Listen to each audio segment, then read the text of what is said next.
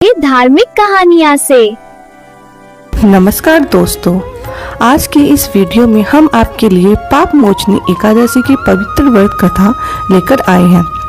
एक बार धर्मराज युधिष्ठिर ने भगवान श्री कृष्ण से पूछा, हे प्रभु, कृपया मुझे चैत्र मास के कृष्ण पक्ष में आने वाली एकादशी के बारे में बताइए।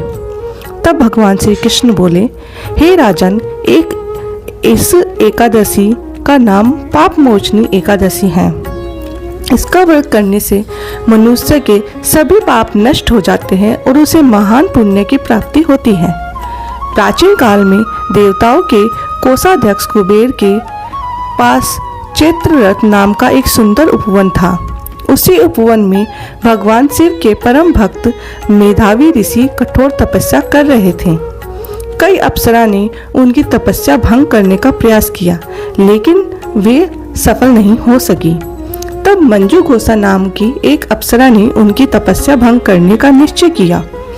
वह ऋषि के आश्रम के पास बैठकर मधुर वीणा बजाने लगी और सुंदर गायन करने लगी। उसके मधुर संगीत को सुनकर मेधावी ऋषि उसके पास गए और उसे देखकर मोहित हो गए।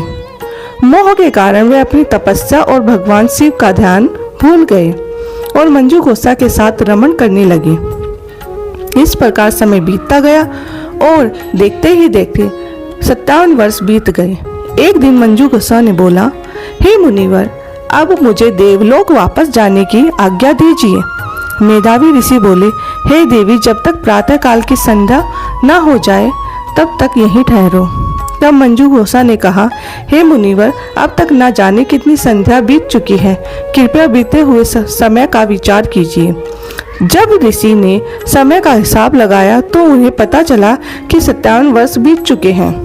यह जानकर वे बहुत क्रोधित हुए और बोले, हे पापिनी, तुमने मेरी कठोर तपस्या नष्ट कर दी, इसलिए मैं तुम्हें श्राप देता हूँ कि तुम पिशाच योनि में जाओ।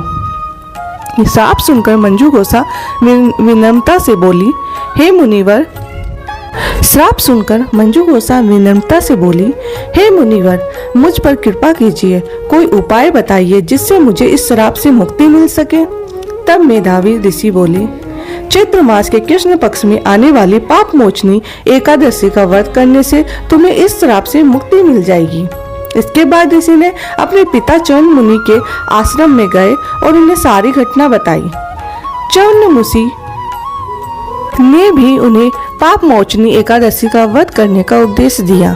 मेधावी ऋषि ने विधि पूर्वक इस व्रत को किया, जिससे उनके सभी पाप नष्ट हो गए।